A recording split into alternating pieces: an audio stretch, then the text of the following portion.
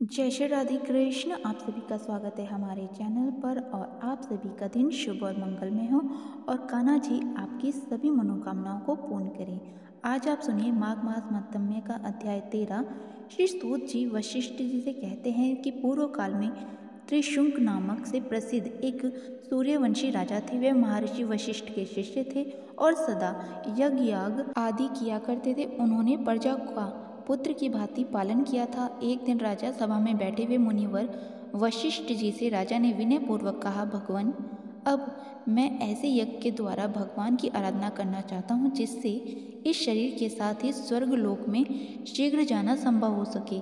तब वशिष्ठ जी ने कहा, राजन, ऐसा कोई यज्ञ नहीं है जिसके द्वारा इसी शरीर से मनुष्य स्वर्ग में जा सके। स्वयंभू ब्रह्मा जी जिन अग्नि ओटम आदि यज्ञों का प्रतिपादन किया है, उनके करने पर भी दूसरे ही शरीर से स्वर्ग की प्राप्ति होती है। त्रिशुंक बोले, प्रभु, यदि इसी शरीर से स्वर्ग की प्राप्ति कराने वाला यज्ञ आप मुझसे नहीं करा सकते तो मैं किसी दूसरे ब्राह्मण को आचार्य बनाकर उस यज्ञ का अनुष्ठान करूँगा। श्री स्तुत जी कहते हैं, त्रिशुंक का यह वचन सुनकर महर्षि वशिष्ठ ने हंसते हुए कहा, पृथ्वीनाथ, आज ही वैसा यज्ञ कीजिए, मुझे कोई आपत्ति नहीं है। तब राजा वशिष्ठ मुनि को प्रणाम करके उस स्थान पर गए जहाँ उनके 100 पुत्र रहते थे। उनके सामने भी राजा ने अपना यही प्रयोजन रखा। तब उन्होंने भी वही उत्तर दिया जो वशिष्ठ जी ने कहा था। यह सुनकर राजा ने पुनः उनसे कहा, गुरुपुत्रों, आपके पिताजी इस समय मुझे सशरीर स्वर्ग भेजने में असमर्थ हो गए हैं, अतः मैंने उनको छोड़ दिया है। अब मेरे पुरोहित वे नहीं रहे। यदि आप लोग भी मुझसे वैसा यज्ञ नहीं करवाएंगे तो आपको भी छोड़कर मैं शीघ्र ही दूसरे पुरोहित का वरण करूँगा। ये सुनकर वे सभी गुरुपुत्र कुपित उठे और कठोर वाणी में बोले, पापी, तूने तैशी गुरु का त्याग किया है, इसलिए तू सब लोगों के द्वारा निंदा चंडाल हो जाएगा। उनका यह वाक्य पूरा होते ही राजा त्रिशुंक उसी क्षण विकृत एवं विकराल शरीर वाले चंडाल हो गए। अपने को विकृत चंडाल के रूप में देखकर राजा को बड़ी लज्जा हुई। वे बहुत दुखी होकर इधर उधर घूमने लगे और सोचने लगे कि क्या करूं, कहाँ जाऊं, किस प्रकार मुझे शांति मिलेगी। मैं जलती हुई आग में समा जाऊं अथवा विष खा लूं, किस उपाय से आज मेरी मृत्यु हो जाए। ऐसे घृण शरीर के द्वारा उन स्त्रियों को मैं कैसे देखूंगा जिनके साथ वैसे दिव्य शरीर से क्रीड़ा की है। इस प्रकार शोक करते हुए राजा ने रात्रि के समय अपने नगर में प्रवेश किया तथा राजद्वार पर ठहरकर मंत्रियों सहित पुत्र को बुलाकर शाप संबंध सब बातें बताईं। दूर खड़े हुए राजा का ये वचन सुनकर वे मंत्री और पुत्र भी शोक मग्न होकर रोने लगे। तब राजा ने मंत्रियों से कहा, यदि मेरे प्रति तुम्हारे हृदय में अविचल भक्ति हो तो अब मेरे पुत्र का मंतव्य करो। मेरा ज्येष्ठ पुत्र हरिश्चंद्र मुझे बहुत ही प्रिय है, अतः शांत चित्त होकर इसी को मेरे स्थान पर यथासंभव शीघ्र राजा बनाओ। मैं तो अब अपने संकल्प को पूरा करूंगा, या तो इसी प्रत्यन में प्राण दे दूंगा या सदैव स्वर्गलोक में जाऊंगा। ऐसा कहकर त्रिशुंक वन में चले गए और मंत्रियों ने उनके पुत्र को राज्य सिंहासन पर बिठा दिया। सूत जी कहते हैं, इसके बाद त्रिशुंक ने यह निश्चय किया कि इस समय त्रिलोकी में विश्वामित्र मुनि को छोड़कर दूसरा कोई ऐसा नहीं है जो मुझे इस भयंकर दुख से बचाएगा। ऐसा विचार करके उन्होंने कुरुक्षेत्र को प्रस्थान किया। वहां पहुंचकर वह विश्वामित्र का आश्रम ढूंढने लगे। इतने में ही दूर से उन्हें काले धुएं का पुंज दिखाई दिया और जल का स्पर्श करते हुई शीतल वायु ने उनकी सारी थकावट को दूर कर दिया, जिससे जलाशय और आश्रम का अनुमान करके वे जल्दी जल्दी चलने लगे। थोड़ी ही देर में नदी के तट पर उन्हें एक मनोहर आश्रम दिखाई दिया। उस आश्रम पर पहुंचकर त्रिशुंक ने तपस्या के निधान विश्वामित्र मुनि को देखा। उनका दर्शन करके दूर खड़े होकर अपने नाम का परिचय देते हुए उन्होंने मुनि को साष्टांग प्रणाम किया और कहा, विप्रवर, मैं शाप से छूटने के लिए संपूर्ण जगत के मित्र महर्षि विश्वामित्र की शरण में आया हूँ। तब विश्वामित्र जी बोले, नृपश्रेष्ठ, तुम तो वशिष्ठ जी के यजमान हो।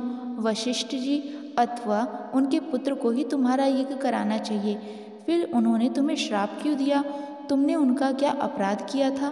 त्रिशुंक ने कहा, मुनि, मैंने वशिष्ठ जी से ऐसा यज्ञ कराने के लिए प्रार्थना की थी जिसके द्वारा मेरा इसी शरीर से स्वर्गलोक में जाना हो सके।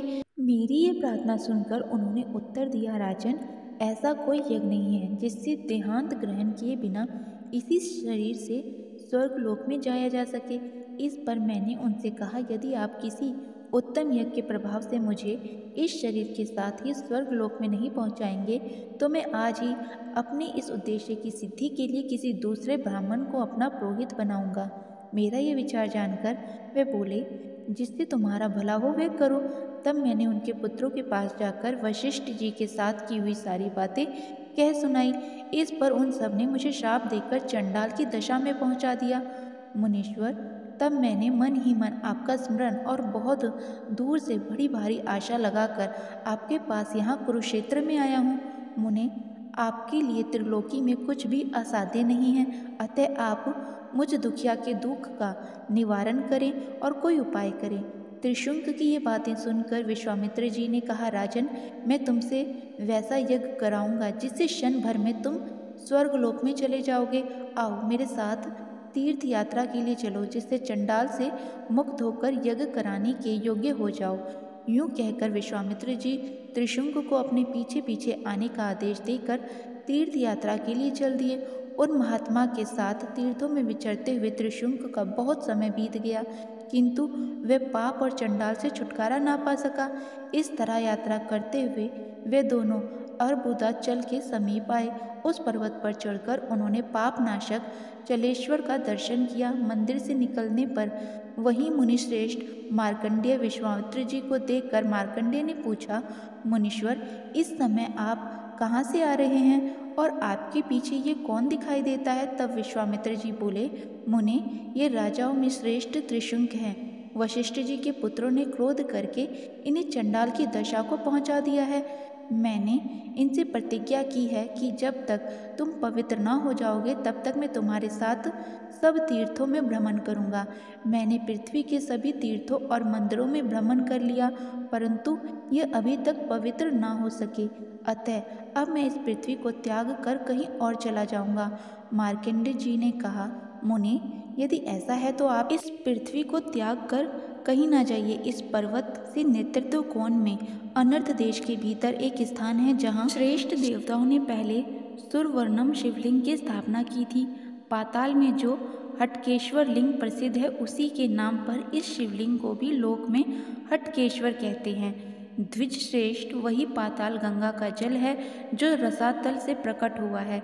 उसी के द्वारा यत्न पूर्वक पाताल में प्रवेश करके श्रद्धापूर्वक आप लोग पाताल गंगा के जल में स्नान करें। इसके बाद ये त्रिशंक हटकेश्वर का दर्शन करके चंडालत्व से मुक्त एवं शुद्ध हो जाएंगे। मार्कंडेय जी का ये वचन सुनकर विश्वामित्र मुनि त्रिशंक को साथ लेकर वहां गए और पाताल में प्रवेश करके राजा को पाताल गंगा के जल से स्नान कराया। स्नान के बाद हटकेश्वर का दर्शन करा के वह चंडालकर सूर्य के समान तेजस्वी हो गए। निष्पाप होकर त्रिशुंक ने मुनीश्वर विश्वामित्र को प्रणाम किया। मुनि बोले, राजेंद्र, सौभाग्य की बात है जो तुम इस समय चांडालत्व से छुटकारा पा गए। मित्र, तुम्हारे लिए मैं स्वयं ब्रह्मा जी के पास जाकर प्रार्थना करूंगा कि वे तुम्हारे यज्ञ में यज्ञ भाग ग्रहण करें। अतः जब तक मैं ब्रह्मलोक से आता हूँ तब तक तुम यज्ञ के सब सामान यहीं मंगाओ। राजा ने बहुत अच्छा कहकर मुनि की आज्ञा स्वीकार की। तब वे ब्रह्मा जी के समीप जाकर उन्हें प्रणाम कर कर बोले, प्रिय पितामह, मैं राजा त्रिशुंक के द्वारा इस संकल्प से यज्ञ कराऊंगा कि वे मनुष्य शरीर से ही आपके लोक में जा सके। अतः आप शिव, विष्णु आदि सब देवताओं के साथ यज्ञ मंडप में पधारें। ब्रह्मा जी ने कहा, ब्राह्मण, देहांत ग्रहण किए बिना केवल यज्ञ कर्म से स्वर्ग की प्राप्ति नहीं हो सकती। हम सब देवताओं के मुख अग्नि हैं। वेदोक्त विधि से भली भांति आहुति देने पर ही हम सब लोग यज्ञ में अपना भाग ग्रहण करेंगे। अतः राजा अग्निमुख में ही आहुति दें, फिर उस यज्ञ के प्रसाद से देह त्याग के बाद में वे अवश्य स्वर्ग प्राप्त करेंगे। सूत जी कहते हैं, ब्राह्मण जी के वचन सुनकर विश्वामित्र जी बोले, अच्छा, तो आप मेरी तपस्या का बल देखिए। मैं त्रिशुंक से विधिवत दक्षिणा युक्त यज्ञ कराकर उसी के द्वारा उन्हें यहाँ ले आऊँगा। ऐसा कहकर विश्वामित्र जी पृथ्वी पर लौट आए और महात्मा त्रिशुंक के यज्ञ को संपन्न कराने की चेष्टा में संलग्न हो गए। यज्ञ प्रारंभ के लिए योग्य शुभ अवसर आने पर उसी श्रेष्ठ वन में उन्होंने वेदों के पारंगत ब्राह्मणों को बुलाकर राजा को यज्ञ की दीक्षा दी। उस यज्ञ में वे स्वयं ही यजुर्वेद पाठी हुए। इस प्रकार दीर्घ काल तक चालू रहने वाले उस यज्ञ के आरंभ होने पर सब दिशाओं में वेद वेदांग के पारगामी वहां आने लगे। बहुत से दीन, अंध, कृपण और गृहस्थ आए। वहां सब और अनन्य पर्वत खड़े किए गए थे और श्रेष्ठ ब्राह्मणों को दान देने के लिए अनेक प्रकार की असंख्य वस्तुएं संग्रह की गई थीं। देवता अग्नि मुख से राजा के भविष्य को ग्रहण करते रहे। इस प्रकार यज्ञ करते हुए राजा को 12 वर्ष व्यतीत हो गए, किंतु उन्हें अभिष्ट फल की प्राप्ति नहीं हुई। इसके बाद उन्होंने यज्ञांत स्नान किया और फिर यज्ञविजयों को यथा योग्य दक्षिणा देकर तृप्त किया। ब्राह्मणों को विदा करने के बाद राजा त्रिशंक ने वहां आए हुए अन्य संबंधियों और मित्रों को भी विदा किया। इसके बाद वे विश्वामित्र जी से बोले, ब्राह्मण, आपके प्रसाद से मुझे दुर्लभ फल की प्राप्ति हुई। चंडालत्वता भी नष्ट हो गई, परंतु इसी शरीर से स्वर्गलोक नहीं मिला। केवल यही एक दुख मेरे हृदय में कांटे की तरह चुभ रहा है। मुनि, अब वशिष्ठ के पुत्र ये बात सुनकर मेरा उपहास करेंगे, अतः अब मैं वन में रहकर तपस्या करूंगा, राज्य नहीं करूंगा। त्रिशंक की ये बात सुनकर विश्वामित्र जी बोले, राजन, खेद ना करो, मैं तुम्हें इसी शरीर से स्वर्गलोक में भेजूंगा। इतना कहकर विश्वामित्र ने चंद्रशेखर भगवान शंकर का दर्शन किया और उनकी स्तुति की। श्री भगवान बोले, मुने, मैं तुम पर बहुत प्रसन्न हूँ, तुम कोई वर मांगो। विश्वामित्र जी ने कहा, महेश्वर, आपकी कृपा से मुझ में संसार की सृष्टि करने का सामर्थ्य हो जाए। एवं अस्तु कहकर भगवान शिव अंतर ध्यान हो गए और विश्वामित्र जी वहीं स्थित होकर ध्यान पूर्वक 4 प्रकार की सृष्टि रचने लगे। इस प्रकार जल में प्रवेश करके सृष्टि चिंतन करने वाले विश्वामित्र ने जिन जिन वस्तुओं की सृष्टि की वे सब आज भी दिखाई देती हैं। उन्होंने समस्त देवगण, नक्षत्र, ग्रह, मनुष्य, नाग, राक्षस, वृक्ष युक्त लता, सप्तऋषि और ध्रुव आदि की सबकी रचना की तथा उन सबको अपने अपने कर्तव्य कर्मों में नियुक्त किया। तब आकाश में एक ही साथ 2 सूर्य और 2 चंद्रमा उदित हुए और अन्य अन्य ग्रह भी 2 गुने उत्पन्न हो गए। सप्त ऋषियों सहित संपूर्ण नक्षत्र भी 2 गुने भाषित होने लगे। इस प्रकार आकाश में सभी ग्रह नक्षत्र द्विगुण होकर एक दूसरे से सर्पता रखकर लोगों के मन में भ्रम उत्पन्न करने लगे। यह देखकर इंद्र सब देवताओं के साथ ब्रह्मा जी के पास गए और प्रणाम करके बोले, सुरश्रेष्ठ, इस समय विश्वामित्र जी ने सृष्टि रचना प्रारंभ की है, अतः जब तक उनकी सृष्टि से ये संपूर्ण विश्व व्याप्त न हो जाए तब तक ही आप स्वयं जाकर उन्हें रोकिए। तब ब्रह्मा जी मुनिवर विश्वामित्र के पास गए और इस प्रकार बोले, ब्रह्मषि, तुम मेरे कहने से सृष्टि रचना का कार्य बंद करो। विश्वामित्र जी बोले, यदि नृपश्रेष्ठ त्रिशंक इस शरीर से आपके लोक में चले जाएं तो मैं नई सृष्टि नहीं करूंगा।